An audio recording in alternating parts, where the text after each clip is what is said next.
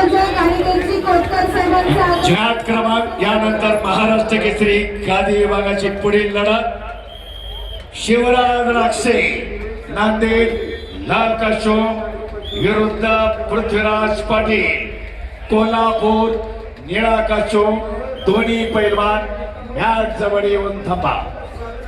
जुनेद पलवान छत्रपती संभाजीनगर वारंवार step out झाल्यामुळं सरपंचाचा निष्क्रियतेचा इशारा हप्ते नावाची पकड करण्याचा प्रयत्न परंतु चपळाईने उधळून लावलाय सोलापूरच्या जय पाटील। गर्दन खेळ चालू 0-2 सरपंचाचे कार्यकर्ता आहेत बाबा शेकावकर कोल्हापूर। पुन्हा एकदा स्टेप आउट 92 किलो श्रेयस घाट कोल्हापूर सुवर्ण पदकाचा मानकरी सरपंचांनी वॉर्निंग दिली आहे पैलवान वारंवार ओंकार यांना ट्रॉफी पदक। पकडीतून जाऊ नका कुस्ती करा।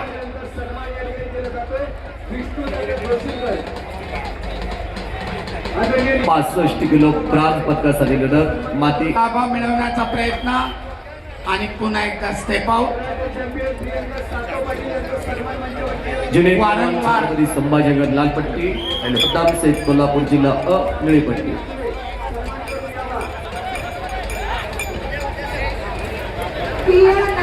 ताबा मिळवण्याच्या प्रयत्नामध्ये यशस्वी 2 गुणांची नोंद कुस्तीचा गुणफलक 0-6।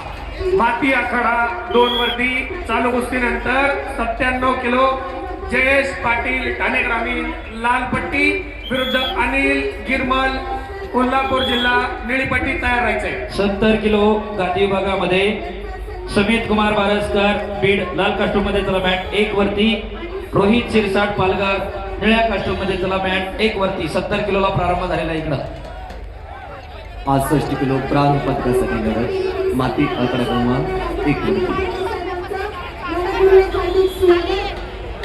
सुमित कुमार बारसकर पुन्हा एकदा ताकीद प्रतिस्पर्ध्याला को रोहित शिरसाट टेक्निकल सुपेरिटी तांत्रिक गुणाधिक्याच्या विजयाकडे आगेकूच करतोय सोलापूरचा जय पाटील। टेक्निकल सुपरिटी टेक्निकल फॉल अगदी 40 सेकंदामध्ये सद्दाम शेख सोलापूर जिल्हा अ ब्रांज पदकाचा मानकरी ठरला। 65 किलो